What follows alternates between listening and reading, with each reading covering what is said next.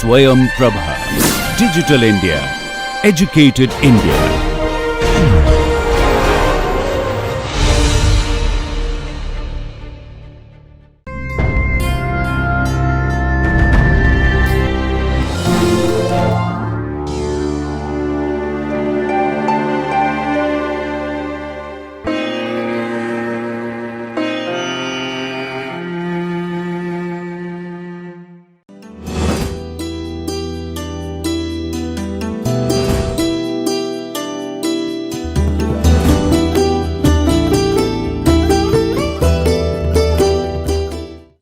Welcome back, viewers. In the last class we were discussing about the experiential learning cycle like which can bring the transformation in our self, and as well as which can also bring the societal transformation by adopting a whole institution approach. So, to continue with that, now how the education for sustainable development primarily aims to raise the knowledge, awareness, actions, and the complete transformation, social transformation that would happen as a result of achieving all the 17 sustainable development goals. So, now to continue with that part, UNESCO's SDGs also focus on the big transformation in the society. So, ESD therefore focuses on the big transformation that is needed for sustainable development, and it is also relevant for all kinds of educational intervention. So, because it implies the changes in individual actions, it should be intervened with the reorganization of the social structure regarding the transformation towards the more just and sustainable action, more and just sustainable society, conserving the resources, and getting rid of or unlearning the unsustainable practices, being more careful and aware of our the impact of our behaviors on the environment, on others, on the ecosystem. So, that kind of consciousness and conscientious thinking about our behavior and our behavior, social behavior, and its impact on others as well as in the society or in the environments. So, that kind of thing, how to bring that big transformation or the change in the society. So, ESD its focus on its basic focus is not only to achieve the 17 SDGs, but also as a result of this a big transformation will take place in the environment. So, therefore, the transformation it necessitates you can say different steps to engage the people in critical evaluation of of the status quo practices, of the existing practices, and to among others that means to be aware of certain level of disruptions that is happening. So, to challenge the status quo, that is the normal or usual way of thinking, the traditional method of doing certain things and behaving and living. So, to ask many questions to this status quo habits and the consumption habits, etc., or the behaviors and the living standards. So, that is it requires transformation, it requires that asking these questions, critical thinking questions, hows and whys and when and how, all kinds of things to challenge the status quo behavioral pattern or the status quo traditional practices, etc. So, which can be present at different degrees which can are the best source from the personal conviction, insight, and simple feeling of what is right.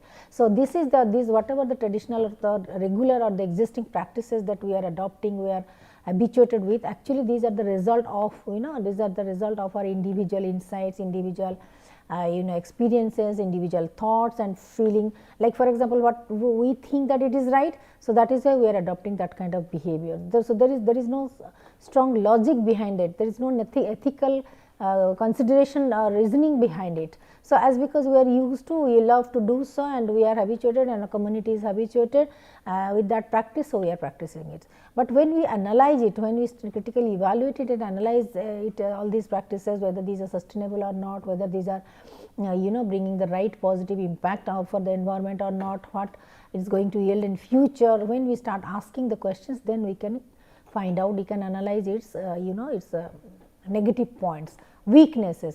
So, that has to be rectified, that has to be brought to the modified and revision format, and then only the big transformation can take place. So, first here is the focus of thing is that First thing is that that means it implies a kind of challenging our individual actions and the social action and collective action, but at the same time we need to ask many questions to challenge our status quo behavior, our way of thinking and our existence, etc.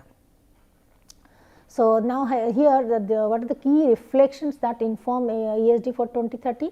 So, ESD for 2030 it has advocated for 3 kinds of steps to key reflections. First is the transformative action that has to take place, and structural change and the technological future. The transformative action, as you can say, is a fundamental change, to bring a fundamental change on how the learners undertake the transformative actions and sustainability. So, when we are trying to include, embed ESD based curriculum and ESD to be embedded in the whole institution approach into the all aspects of the environment, learning, teaching, training, ecosystem, economic growth, everything. So, when ESD is going to be implemented in the whole within the whole institution, how each learner undertakes its, how each learner perceives its undertake the transformative actions for sustainability as their responsibility, or how they are going to influence the societal transformation towards a sustainable future. So, here ESD in action is the citizenship in action. So, when we are talking about the global citizenship education again, so ESD global, being the global citizen, we have to act upon the ESD based prescriptions, ESD based suggestion, ESD based practices and the habits. So, here, so when this transformative action, that means has been introduced through ESD as a component of mandatory component of sustainability, how the learners are taking the initiative, how the learners are taking the responsibility. So, that is very important, the transformative action, like the learners, how each learner has undertaken the transformative actions towards the sustainability. So, and how they influence and how they are going to influence the social transformation in a long way. So, here education in action is actually the citizenship in action. That means, when we talk about global citizenship and ESD, so ESD to be incorporated in global citizenship education, that means the ESD in action, when we are actually working on it, implementing it, and you can embracing it consciously, trying to adopt it and behave in that way. So, that is actually that motivates the social transformation, that regulates and moves ahead the takes us towards the social transformation. Then the structural change. So, similarly, here ESD must also pay attention to the deep structural changes, structural factors. In some of the cultures, in some of the rural areas, there are different basic flaws or the causes, root causes of structural biases, maybe that some factors are there inherent in their culture, in their base. So, that has to be identified. Okay, that has to be identified, that has to be identified, and some kind of balancing act. We have to balance out these kind of structural causes of sustainability, like maybe that these were the causes of all kinds of the prejudices, all kinds of the false beliefs and the prejudices, and you can say all kinds of biases are the social biases are the which are actually the causes of unsustainable habitat, unsustainable consumptions and the development. So, that is why we have to identify these root causes, deep structural base of this unsustainability, and then to strategically plan it out to balance with economic growth and sustainable practices and skills and competency development, etc. So, how to map it, how to identify the root cause, structural cause behind the unsustainable development, and then to balance it with in action with economic growth and sustainable development or eco-friendly consumer societies, eco-friendly environment, eco-friendly practices, sustainable practices, etc. So, here we can say how to address ESD in the context of extreme poverty and vulnerable situation, because the people who are living in the extreme poverty condition or in a very vulnerable situation, or they are in a socially isolated they are living in the social isolation, or so then in the deep forest, etc., without being exposed to the current practices, knowledge, information and technology of the present day. So, to identify, so we have to bring them to the mainstream, to the main platform, to educate them, to inform them. So, here ESD can play a very important role. So, addressing the ESD in the context of extreme poverty. People who are who are living in the poverty, there may be n number of reasons why they are living in poverty, because maybe that why, yes, climatic change, climate, food production, creation, that is, these are one aspects, but some of the human causes are also there, some of the behavioral factors are also there, some of the cultural practices are also there that has caused them the poverty. So, we have to identify it and mitigate these kind of problems through ESD, implementation ESD. So, we have to address these the issues in case of the people who are living in extreme poverty and in the vulnerable situation. So, a structural change required. So, we need to identify and bring that structural change, a drastic modification should be done in the structural changes of the social structure. That is, then another is the technological future. This is of course, technology has helped us to helps us and gives us the opportunity to radically change our situation or update our situation. So, here you can say ESD has to respond to the opportunities and challenges that can be brought through the technological advancement, how to procure technology, how to learn technology, how to use sustainably the technology, so that we can mitigate the new challenges and the risks, etc., that are regularly being raised by the environmental disasters factors. So, critical thinking and sustainability values become more and more relevant. So, even for the technological exploration, technological use and advances for betterment, for better living standard, that also how strategically these technologies can be used with the critical thinking, with the consensus, with the sustainability values, value adding without exploiting or overusing it. So, how to judiciously use this technological advancement for the social benefit, for the for the social upliftment. So, and challenge and ESD, therefore, ESD has become more challenging with the illusion that technologies can resolve the majority of the sustainability problems. Yes, technology can resolve the major of the problems of the unsustainability, but however, we have to use it strategically, judiciously, and have the control over the technology. So, technology should not overpower us. So, technological future, technology is fast progressing, fast moving, that is true, but how strategically we can learn about the technology, we can create technology and strategically use technology, so that we can make our future much better than with the critical thinking and sustainability values also, human values and universal sustainability values. So, therefore, the transforming the learning, so transformative learning primarily involves experiencing the deep structure, deep learning, structural shift in our practice, in our thought, in our paradigm, and the structural shift in the basic premises of the thought. It acts as a paradigm shift in our thought process. Again, feelings and actions. So, thoughts, feelings and actions, these are very much interrelated. So, transformative learning brings that change, brings that modification, brings that upgradation not only in the experiences, but also in our structures, in the social structure, cognitive structure, with the cognitive structures, premises like thought, feelings, actions and emotions, etc., everywhere.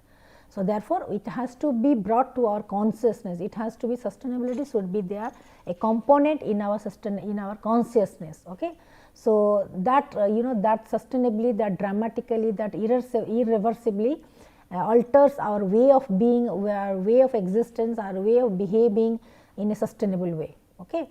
So, therefore, we have to be very much thoughtful, very much judicious, very much rational, very much very much empathetic and compassionate, not only with the natural world, our environment, but with regard to our self, self care, self health also, but also relationship that we have developed in the community, relationship, class. Then we have to be very we have to be very sensible, sensitive towards the cultural aspect, perspectives of class, gender, all kinds of things. Then we must have the vision of alternative approaches to living. So, we can think of an alternative approach to our life, and our sense of responsibility, sense of possibility, and for social justice, sense of responsibility for social justice and peace, along with the personal choice. So, that is the definition given by O'Sullivan 2003, the transformative learning, how it involves experiencing a deep structural shift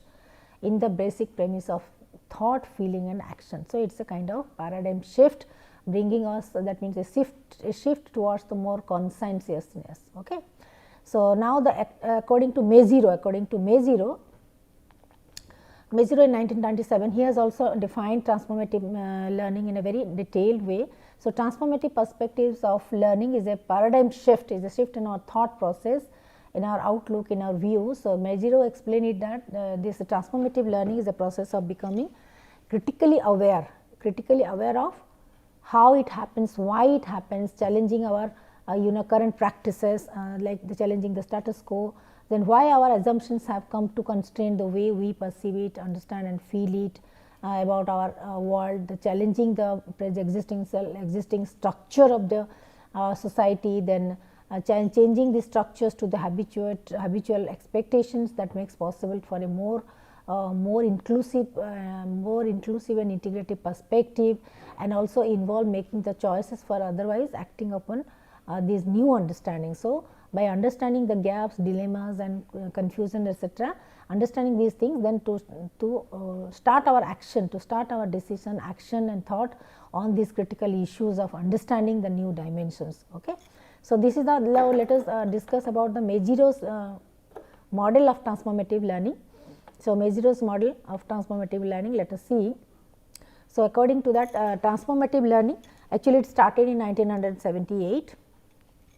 It is defined as an orientation that holds all the learners to interpret their sensory experiences, which is central to the transformative learning. So, as Kolb's experiential learning that we have already discussed, that means concrete experience, that means we experience the world through our sense organs, that is the concrete experience. Then we reflect and observe on it, whatever we have received, we experience, then we reflect and observe on it. Then we conceptualize and frame certain hypotheses, assumptions, and then after that we try to experiment on these assumptions, the active learning. So, similarly, so that means in 78 when it is started, the orientation is towards that means understanding and interpreting our sensory experiences, which is a very central part of the transformative learning. Unless and until we try to understand our own experiences, how can we bring change and transformation? So, therefore, the kind of learning experience, it involves the fundamental change in our perspective. So, if you want to bring 360-degree transformation in the society, that means it should also bring our whole perspective, our total perspective changes, that is our consciousness should be shifted from one aspect to one domain, what platform to another platform. So, therefore, so you can say learners, they start questioning all the things that they encounter, that they face, that they face on their day-to-day life. So, knowing to make the room for the new insights and information. So, here we have to, the learners, the stakeholders, they have to be very open-minded, not only critically evaluating and asking the questions and challenging the existential or recurrent practices, but also unlearn certain things, but also keep their mind space open for welcoming the new ideas or the new insights and the new informations. Okay. So, therefore, transformative learning has two major focuses. One is the instrumental learning and another is the communicative learning. Now, let us explore what are these factors. So, the perspectives of transformation, that is can be explained as follows, like first is the disorienting dilemma.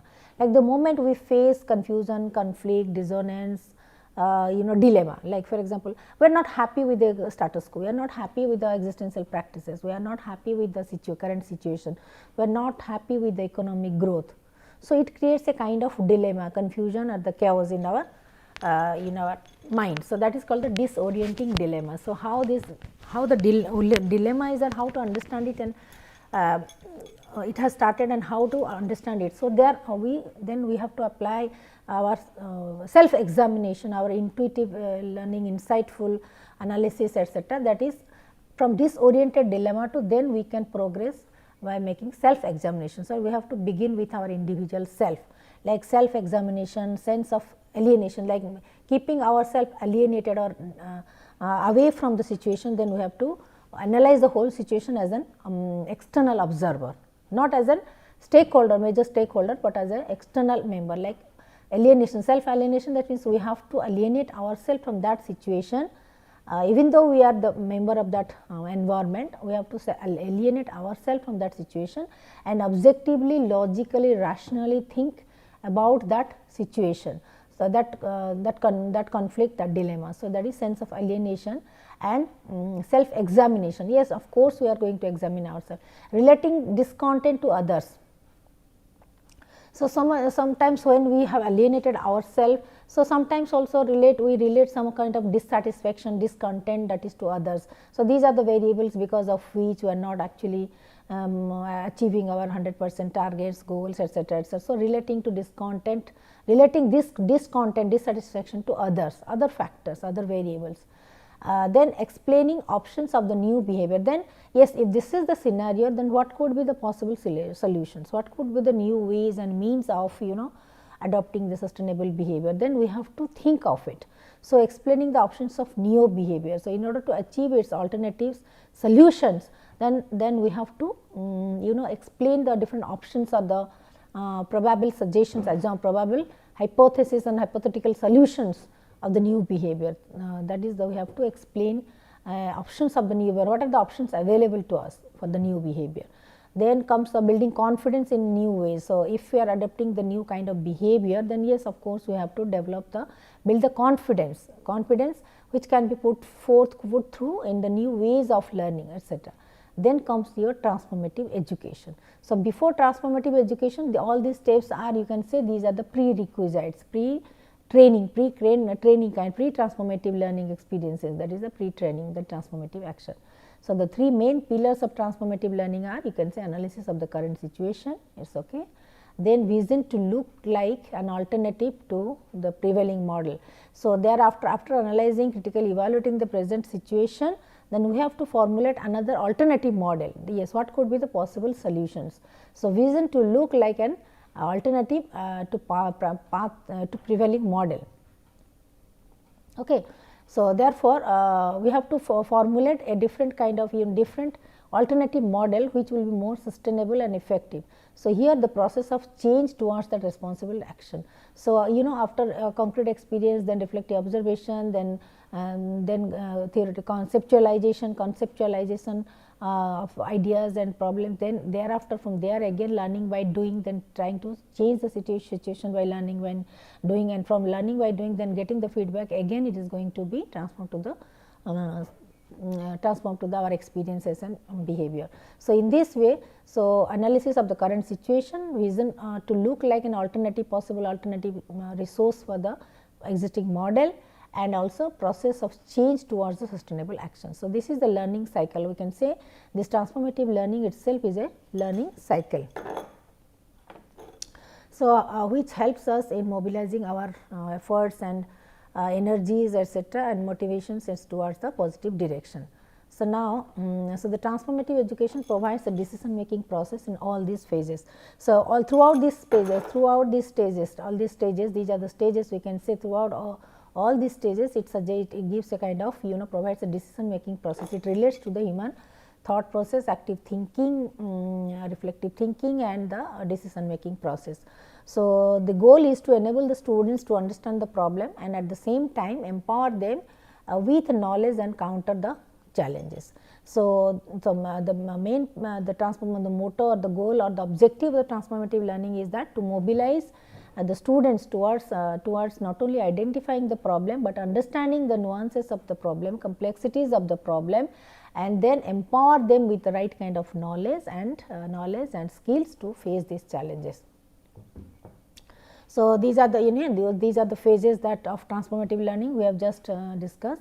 Disorienting dilemma, like when the learner finds that what they believed in the past is actually not accurate, it is not happening right now. In the past what we were doing, it is not exactly the scenario right now. So, there is a confusion, there is a dilemma. Self examination, students will do a self examination of their own beliefs and understanding and connect this to this deorienting dilemma. Yes, those who are very flexible, who are dynamic, who are who are very sustainable, sustainable loving, that means sustainably, that means who are dedicated to our sustainable development goals.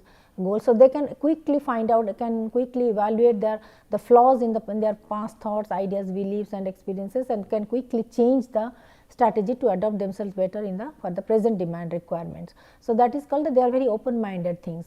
So here for every kind self examination is that once the students they alienate themselves from the situation and then try to evaluate what he was doing, what they were doing in the past and what they are supposed to do right now. So this is kind of self examination. Then critical assessment assumption is that the students are able to take the comprehensive view, a comprehensive view of their past beliefs and review them critically. So here all kinds of that critical thinking and the reflective action begins with critical assessment of the assumption, what were their assumptions, and now they critically and comprehensively evaluate their own assumptions and the thoughts. So that is the critical assessment and assumptions of students own thoughts and the past beliefs. Okay, then after that, after finding out the gaps and the lapses and the weaknesses, now they have to plan a course of action. Then next step is the plan a course of action. So when the students they realize that the past understanding was faulty, there were flaws in the actions, there were flaws in our approach, the situation, the context was something different. Now keeping in mind the present scenario and the context, we need to change our action plan, need to change our course of action. So they accordingly prepare a course of action which would be very much relevant to the present situation. Then acquisition of knowledge to carry out the new plans. So what they have planned, the next course of action, it may require new sources of knowledge, new skills, new competencies, new technology, etc. Now they have to better prepare for that. So for implementing that current action plan, course of actions, they need to understand the concept, they need to acquire the new knowledge, skills, competencies, they need to apply the technological advancements, technological skills also. So with all kinds of the preparation, now then only they would be able to carry out that action plan to move ahead in the process of transformative learning. So then exploring and trying out the new roles. So that in transformative learning, of course, from time to time the learners, the stakeholders, the activists, the actors, from time to time they explore, they go on, they keep on trying out the new roles, they keep on experimenting in the new components, they also explore the new ways of success. So this is an ongoing, again, continuous learning process. So these are the different stages and the phases of transformative learning. So this has been given, I think, in a diagrammatic way, that is Mejiro's 10 phases, whatever we have discussed. This has been given like disorienting dilemma to self examination, then critical assessment of the past practices, theoretical practices and present situations, then recognizing the flaws and gaps and etc. Then exploration of the possible solutions, new solutions. Then on the basis of that possible solutions and exploration of the new insightful solutions, then course of action will be planned, the planning of the course of action, and again for implementing those course of actions, then again acquisition of knowledge, skills, competencies and technical things, etc. So that means competency development, acquisition of knowledge for executing or implementing this course of action and planning. Then they are again provisional trying of the role. So initially they may start with a kind of pilot study project, etc. That temporarily now they are provisionally trying out the different roles, plays the different roles of of an engineer, of a doctor, or a social reformer, of a scientist, etc. Provisional trying of the roles, that means initial experimentation.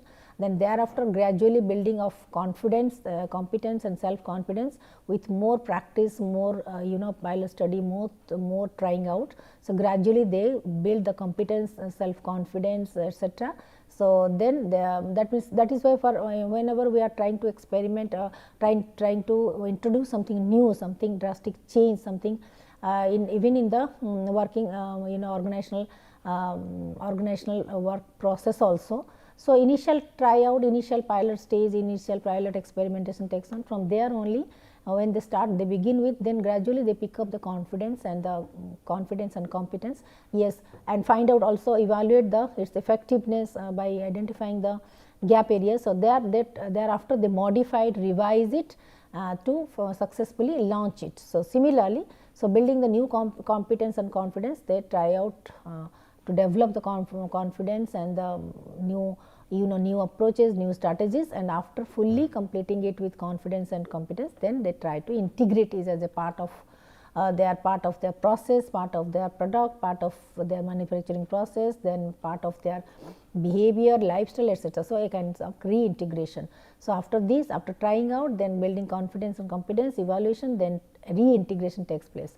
So, in this way complete transformation takes place. So, these are the 10 steps as per the Maziro's theory, starting from disorienting dilemma, that is understanding the present situation in comparison to our past belief, old beliefs and prejudices, or maybe old practices. From there onwards, what are the learning cycles, steps of learning cycles towards bringing the 300-degree transformation towards the to bring the social transformation. So, these are the 10 steps of Maziro's this transformative learning theory.